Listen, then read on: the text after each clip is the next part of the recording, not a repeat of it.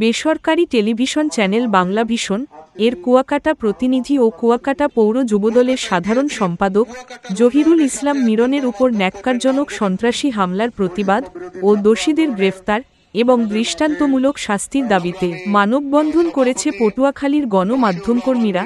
এতে অংশ নেয় বিভিন্ন রাজনৈতিক দলের নেতারা। রবিবার ৯ ফেব্রুয়ারি বেলা ১১টায় পটুয়াখালী জেলা টেলিভিশন জার্নালিস্ট ফোরামের আয়োজনে জেলা প্রশাসকের কার্যালয় প্রাঙ্গণে ঘণ্টাব্যাপী মানববন্ধন হয়। এতে সংহতি প্রকাশ করে অংশ নেয় জেলা যুবদল, স্বেচ্ছাসেবক দল, গণঅধিকার পরিষদ, বৈষম্য বিরোধী ছাত্র আন্দোলনের সমন্বয়কবৃন্দ ও টেলিভিশন জার্নালিস্ট ফোরামের বিভিন্ন উপজেলার সাংবাদিকরা।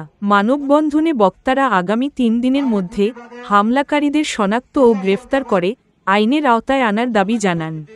অন্যথায় সকল সংবাদ বর্জন ও কঠোর কর্মসূচির হুঁশিয়ারি দেন তারা। মানববন্ধন শেষে জেলা প্রশাসকের মাধ্যমে স্বরাষ্ট্র উপদেষ্টার বরাবরে স্মারকলিপি প্রদান করা হয়।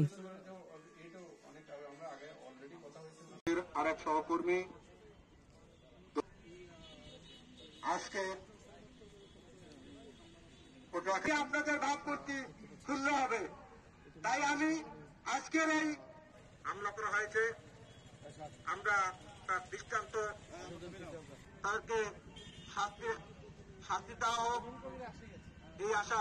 উপজেলা থেকে আগত সাংবাদিক ভাইরা আজকে আমাদের মাঝে করা না হয় তাহলে আমরা এর যে কঠোর কর্মসূচি দিতে বাধ্য হব। জার্নালিস্ট ফোরামের সম্মানিত সভাপতি জনাব জসিমউদ্দিনকে, আমাদের চরমন্তাজ থেকে যিনি টেলিভিশনে কাজ করেন